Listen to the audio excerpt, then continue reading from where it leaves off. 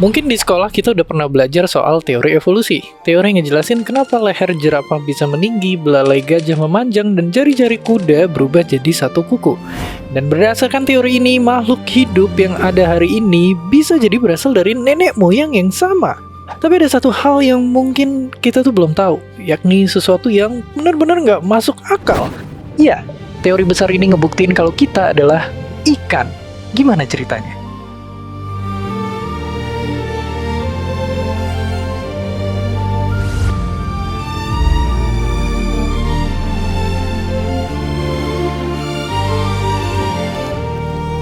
Oke, biar benar-benar ngerti, kita harus pahamin pelan-pelan. Kita bisa mulai dari nyari tahu soal gimana cara kerja evolusi itu sebenarnya. Dan biar bisa ngejawab itu, ayo kita mundur dan mundur lagi ketika kehidupan bawah air berkembang. Era para ikan. Di bawah lautan yang luas, para makhluk hidup mesti bersaing buat menuhin kebutuhan perutnya dan ngehindarin para pemangsa yang haus darah. Cuma mereka-mereka yang berhasil bertahan dan ngehasilin keturunan lah yang akhirnya tetap hidup. Inilah seleksi alam, proses seleksi makhluk hidup yang paling sesuai dengan kondisi lingkungannya. Dan kehidupan sekarang tercipta dari para pemenang seleksi ini. Kunci sukses kemenangannya? Banyaknya variasi dalam satu spesies. Oke, coba bayangin ada pasangan ikan yang punya beberapa anak yang sifatnya beda-beda. Ada sifat yang lebih nguntungin buat bertahan di lingkungan tempat mereka hidup. Misalnya, ikan yang bisa berenang cepat bakal lebih mungkin bertahan. Kalau lingkungan berubah, sifat yang menguntungkan juga bisa ikut berubah. Misalnya mereka yang lebih jago membaur sama sekitarnya. Akhirnya, perlahan-lahan spesies baru pun bisa lahir. Dan perlahan-lahan itu bukan cuma puluhan atau bahkan ratusan ribu tahun, tapi ratusan juta tahun.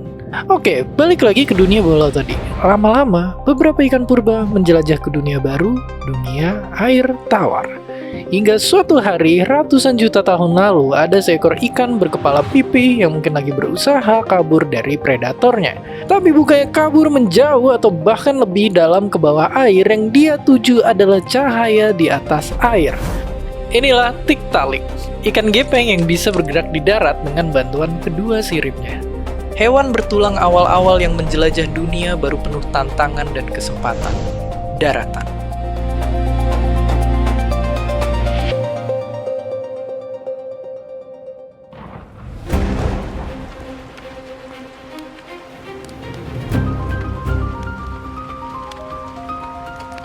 Daratan bagi Tiktaalik mungkin ibarat Mars bagi manusia, tempat asing mematikan. Bukan gara-gara mereka itu nggak bisa nafas, soalnya mereka udah punya kantung udara purba yang ngebantu dapetin oksigen dari udara. Tapi sebenarnya masalah ada di atas kepala. Ada bola panas, mematikan, yang menyerang tubuh sang ikan yang tak terlindung, yakni matahari. Panasnya itu bisa bikin air di badan menguap dan organ tubuh mengering. Bahkan bernafas bisa berbahaya karena ngelepas uap air yang berharga dari tubuh. Berkembang biak juga jadi makin susah. Di bawah air, sel telur nggak mengering dan sperma bisa berenang bebas. Para calon orang tua cuma perlu ngeluarin itu di tempat yang sama. Belum lagi, matahari juga mancarin sinar radiasi yang bisa ngerusak kulit. Terus, dunia baru ini juga jauh lebih nggak stabil dibandingkan rumah lama Tiktaalik di bawah air. Suhu di darat gampang berubah. Siang hari bisa panas menusuk dan malam hari dingin menggigil. Sedangkan air bisa nampung panas, bikin suhu nggak gampang berubah drastis. Terus, langit di sini nggak cuma biru tapi juga hitam dan kelabu. Hujan, badai, dan petir jarang kerasa di bawah air, apalagi di daerah yang lebih dalam dan terlindung. Tantangan buat hidup di daratan gak cuma datang dari langit. Buat pertama kalinya, Tiktaalik melihat dataran tinggi yang bisa meletus, getaran besar yang bisa ngeruntuhin segala hal, sampai pusaran angin yang bisa mengisap semua di sekitarnya.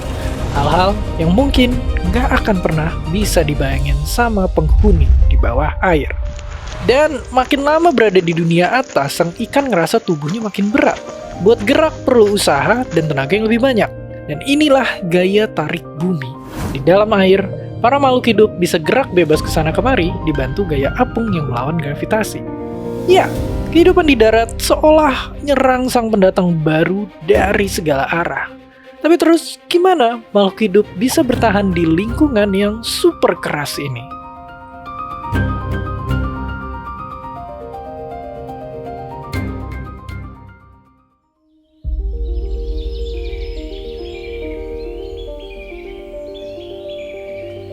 Kabar baiknya, kehidupan punya semua waktu yang dibutuhkan buat bisa beradaptasi di darat. Dan selain Tiktaalik, ada banyak makhluk air bertulang belakang yang juga nyoba peruntungan buat hidup di sini. Di atas tanah, mereka bakal ngeliat kalau tanaman udah tumbuh subur, pesaing baru sedikit, dan hampir nggak ada pemangsa.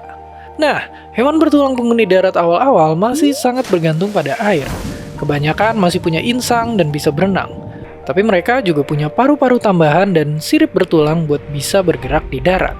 Dan perlahan-lahan para penetap pertama ini beradaptasi. Lewat proses seleksi alam, tulang di sirip berubah jadi kaki yang bisa lebih stabil bergerak di tengah gaya tarik bumi. Tulang leher memanjang biar kepala nggak cuma bisa menghadap ke atas dan paru-paru makin berkembang. Terus buat bertahan dari bahayanya matahari, mereka ngembangin zat pelindung buat ngelapisin seluruh kulit biar nggak mengering. Bahkan nantinya zat ini juga ngebentuk bulu, rambut, paruh, sampai kuku. Iya, sifat-sifat baru spesies itu nggak muncul tiba-tiba, tapi bentuk lama yang berubah buat tujuan berbeda. Seluruh tubuh ikan purba beradaptasi buat bertahan dan menetap di dunia penuh petaka bernama daratan. Hingga akhirnya, tempat ini bisa kita sebut rumah.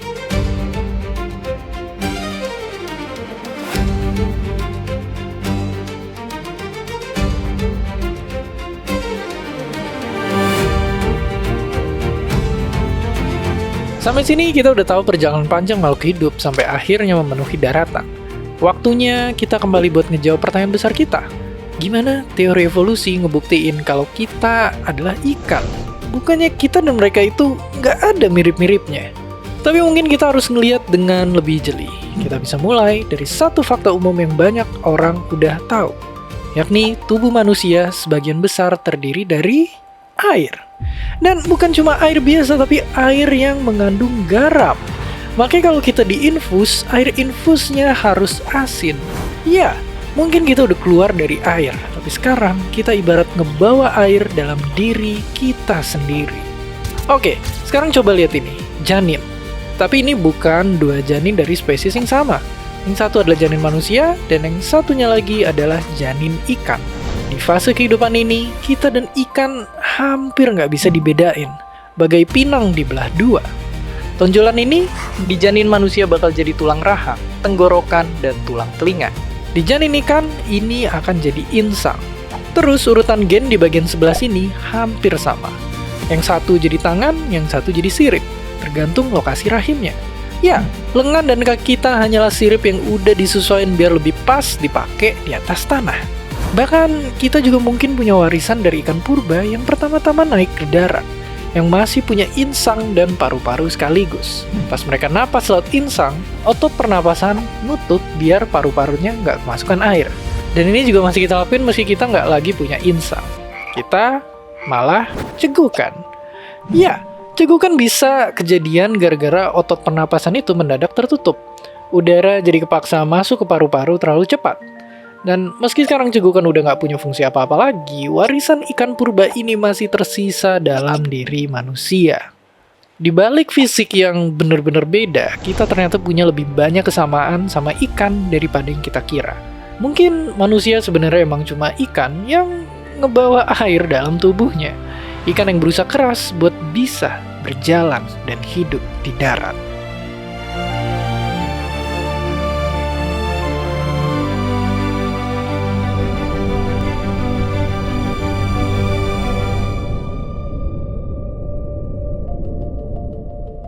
Ribuan tahun lalu, seorang filsuf Yunani kuno bilang kalau semua kehidupan berasal dari laut.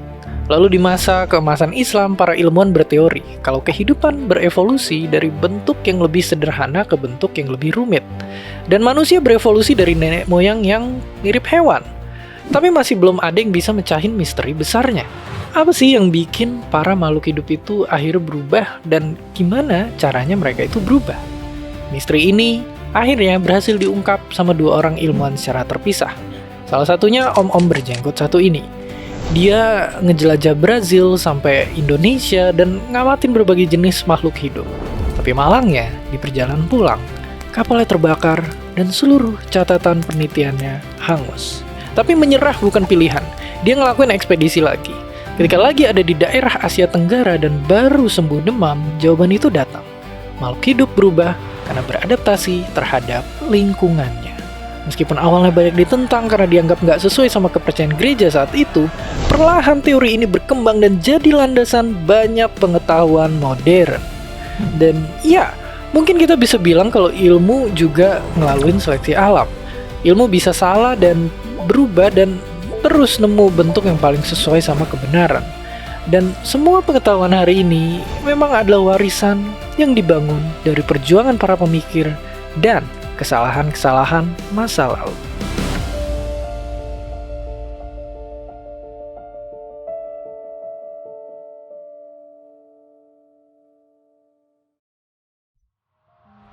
Ini adalah pohon kehidupan. Pohon yang tiap cabangnya gambarin spesies yang pernah hidup di muka bumi selama miliaran tahun. Pohon yang lebih tepat buat ngegambarin evolusi dibandingkan gambar ini. Tapi kita nggak akan pernah ngeliat seluruh makhluk yang sempat hidup. Hampir semuanya udah punah. Ada yang memperkirakan kalau kehidupan yang sekarang ada di dunia itu cuma kurang dari 1% dari semua penghuni planet biru yang pernah ada. Cabang pohon kehidupan nggak akan pernah lengkap bisa kita gambar. Tapi yang jelas, dari pohon ini kita bisa tahu kalau semua makhluk hidup itu ternyata berhubungan. Dan kita punya banyak kemiripan sama makhluk hidup lain. Namun manusia sering ngerasa dirinya lebih dari segalanya, ngerasa berkuasa dan bisa bertindak semena-mena. Padahal kita cuma satu dari cabang pohon kehidupan yang jumlahnya tak terhingga. Dan cabang ini, manusia, nggak akan bisa hidup tanpa keberadaan cabang-cabang lainnya. Dan seperti biasa, terima kasih.